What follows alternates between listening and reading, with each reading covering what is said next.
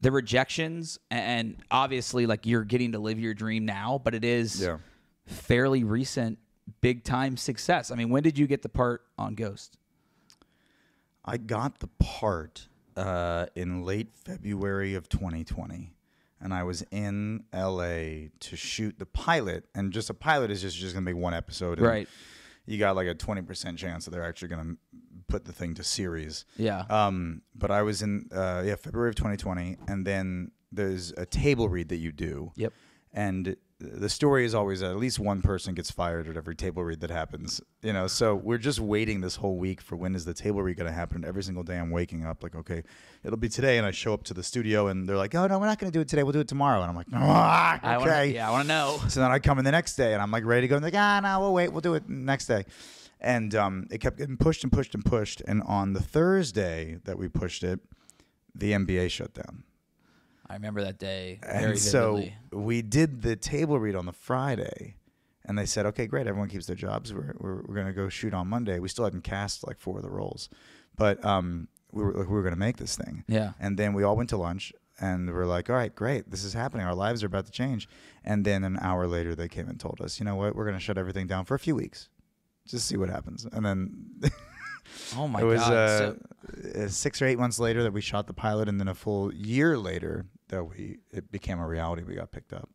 So that's a lot to digest because you're working your ass off for 20, 25 years trying to get to that moment of, hey, I finally made it, and I'm on this show on CBS and doing my thing that I've always dreamed of. But like working all the way up to that point, how much rejection can a person take, and how do you stay motivated to just keep on grinding and going after so many no's or one-offs or guest star appearances? Like, how do you just keep chugging along? Well, there was a long period where a guest star would have meant the world to me. Yeah. Like I had an 8-year run where I couldn't get a television job. Like I just wasn't doing anything. Yeah. And like I would have loved, I would have taken anything, and I couldn't do it. And I think what happens eventually is, well, I'll say this.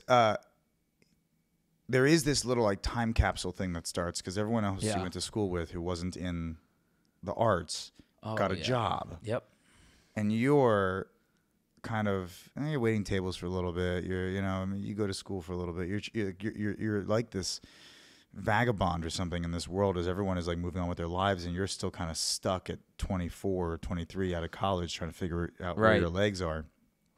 So that happens. But I do remember the closest I ever came from walking away and saying this is too much was actually after the most successful year of my career up until Ghosts, which was I did a year where I just did theater and it was like back to back jobs, and I worked the whole year. And afterward, at the end, they ended with like me playing the title role in Amadeus, which is this like heavy lift, and it was so much fun. And I thought, okay, I did it. Now, like, things should be different. Right. And nothing changed. I had, like, one audition afterwards, and then things went silent. And I was like, all right, I think maybe I should go to grad school. Maybe I should go, like study to be an architect or something, or just, like, give up. And I think eventually what kept me around was I couldn't, whether this is healthy or not, I couldn't acknowledge or label the previous, I was 17, so 15, 16, 17 years, as a failure. Yep. I couldn't just say that I needed something more to show for it. And that moved me towards moving back to New York, where then everything changed for me and got exponentially better.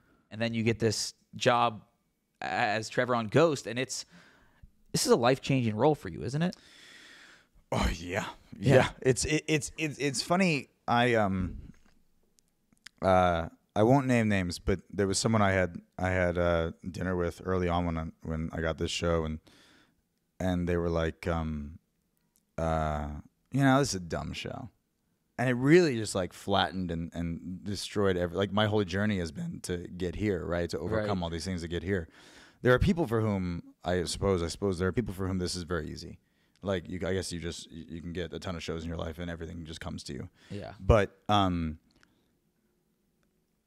this, for me, just having a job as an actor and being part of something, and even the bigger thing, which is you make a thing that people like. Yeah. That at the end of the day, that's everything. So, and that changes the reality of your life. Like I mean, this is one of the weirdest things about me is I'm a Jaguars fan, and now I have a relationship with the team because of this show. Right? That's amazing. There's really no other way that I've cashed in like this show outside of that, because it's really all I wanted. But there's that. But then there's also the things that are, I think, more important, which is a little bit of a level of confidence in knowing that you get to take up some space.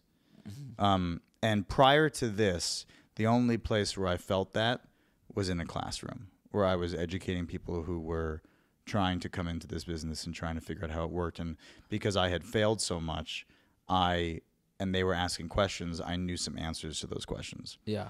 But aside from that,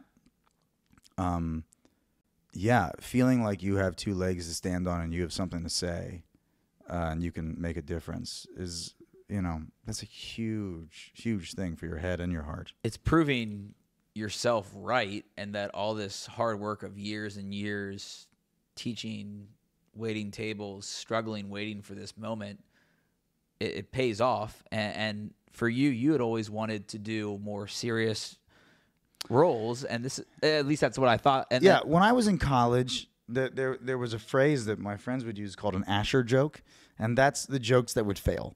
Those were the jokes that would follow with silence. So no part of me was ever like, oh, I'll do a comedy.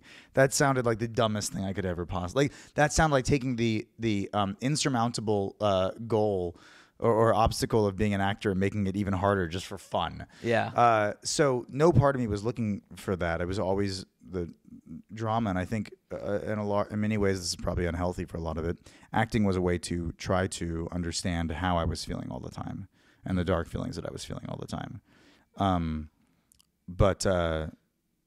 Yeah, there are people now who look back, who were casting people who knew me back then. They were like, you know what, it was always going to be comedy for you. And I'm like, That's well, crazy. No one told me that.